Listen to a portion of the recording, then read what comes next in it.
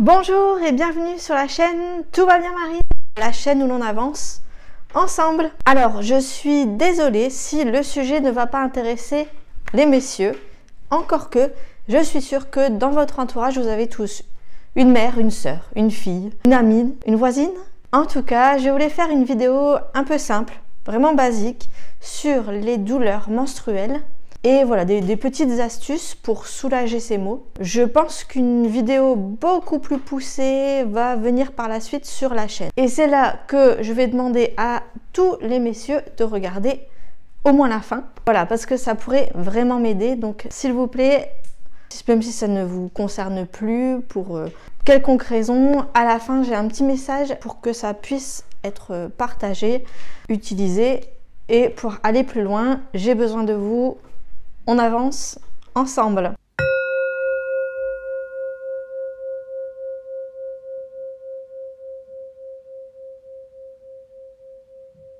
Alors le problème que nous allons voir aujourd'hui, c'est les règles douloureuses qui sont peut-être aussi trop espacées, voilà. Des petits soucis, des petits encombrements. Je vais vous parler des premiers réflexes et de ce que j'ai personnellement essayé, testé, approuvé et des petites astuces que j'ai pu lire. Quand il y a un problème en général à ce niveau-là, j'aime utiliser la sauge.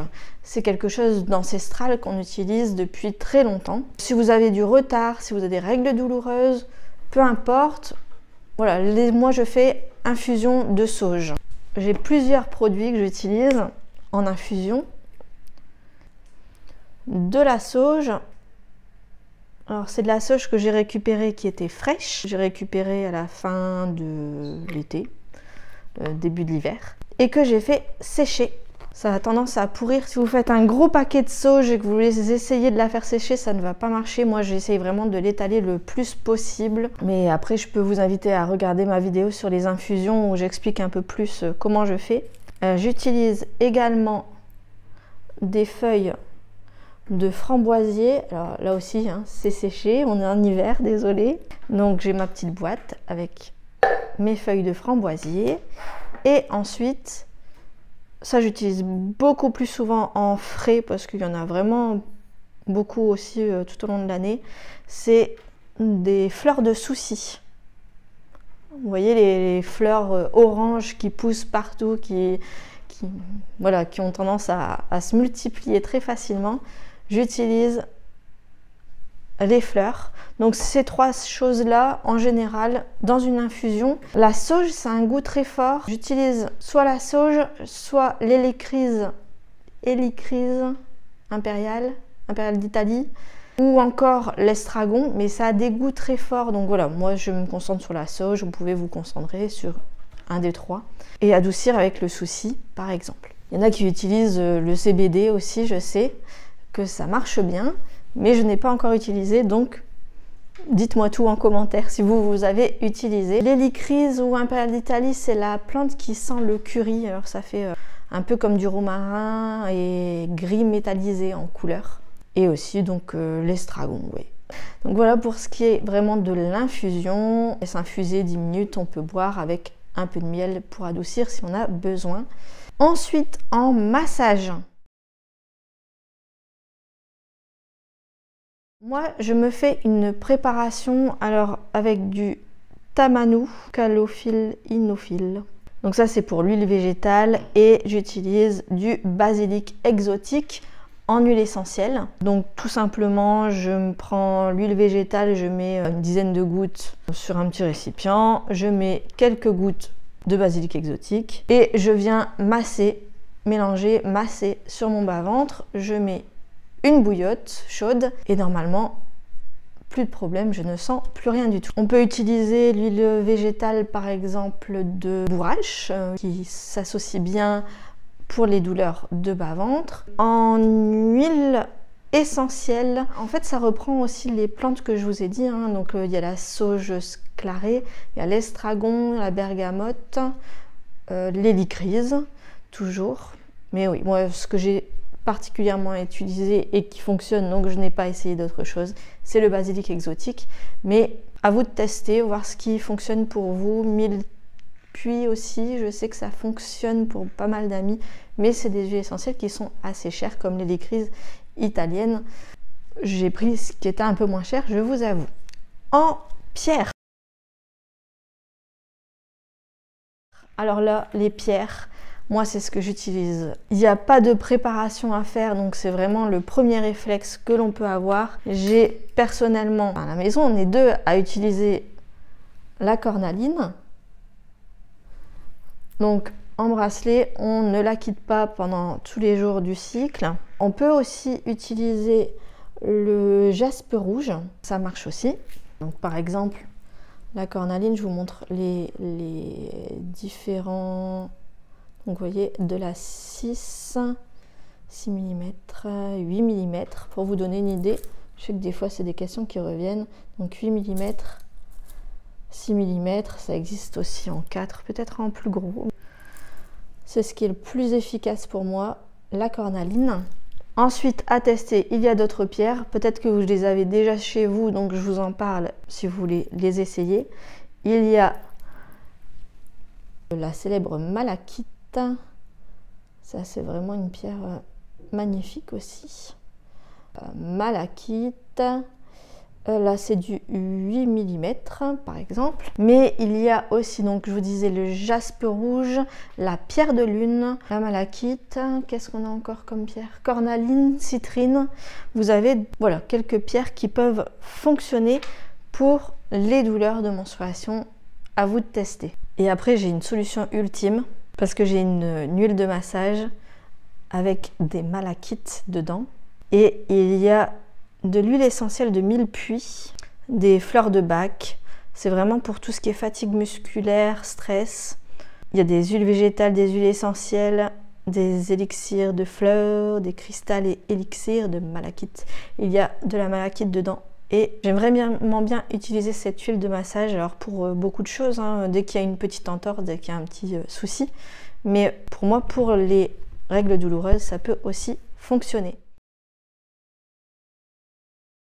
Ensuite, je dirais qu'il faut savoir accepter ce moment-là où on est un peu plus fatigué, un peu plus chafouin, on a peut-être des bouffées de chaleur, plus chaud, on a un petit peu mal à la tête, on se sent, voilà, un petit peu bousculé, on a besoin de notre cocon, on a besoin de faire une petite pause. Je dirais tout simplement qu'il faut essayer d'accepter le plus possible, de reprendre possession de notre corps, de notre alignement, respecter notre cycle, notre féminité. D'ailleurs, j'avais déjà écrit un texte que je vous avais partagé en vidéo. J'ai essayé de remettre le lien en dessous de la vidéo où je remerciais ce moment de féminité. Une anecdote qui m'a vraiment paru intéressante, c'était en médecine chamanique. J'avais fait un lien avec le décodage de vie, dans le sens où dans le décodage de vie, le sang, c'est très lié à la famille, alors comment je vais dire ça, lié au clan. Donc le sang, c'est très lié au clan.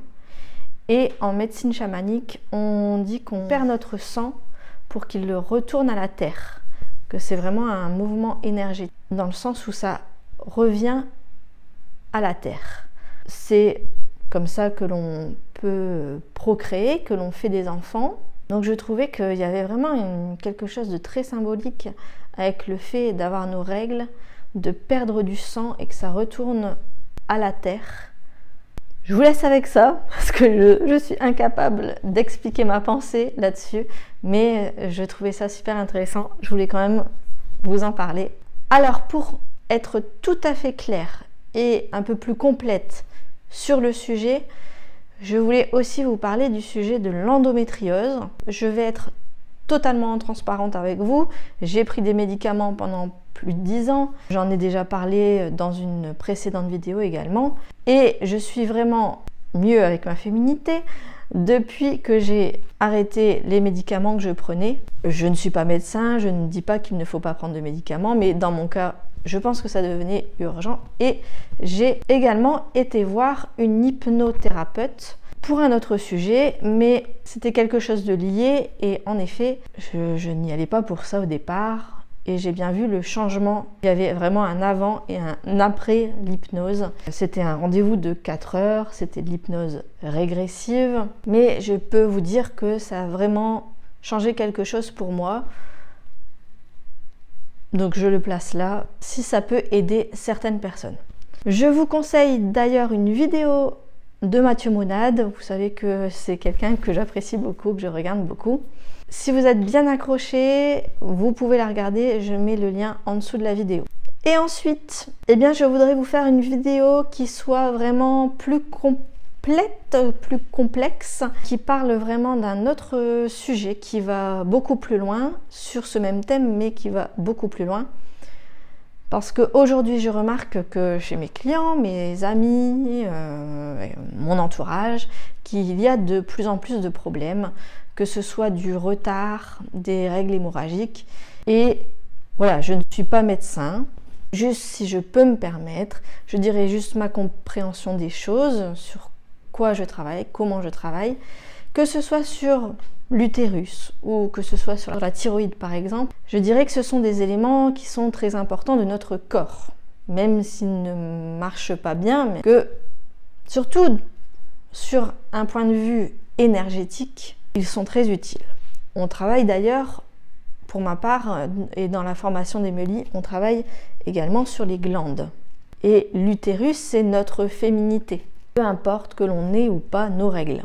Je trouvais ça important de faire ce petit point. Aujourd'hui, avec tous les soucis que l'on peut rencontrer, j'ai besoin de vous. Oui, j'ai besoin de toi derrière ton écran. Absolument. Il y a des problèmes évidents qui surgissent. Peu importe d'où cela vient, je m'en fous. Je veux juste savoir si vous avez des pistes. Je vous attends en commentaire ou par mail. C'est en dessous de la vidéo. Alors attention, je vais juste tout de suite mettre un haut là.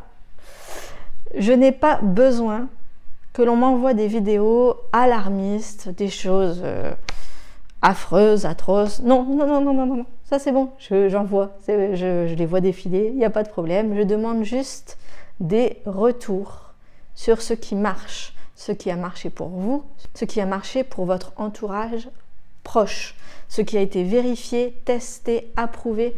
Je rappelle le but de la chaîne Tout va bien Marine que j'ai créée, c'est vraiment le but d'avancer ensemble.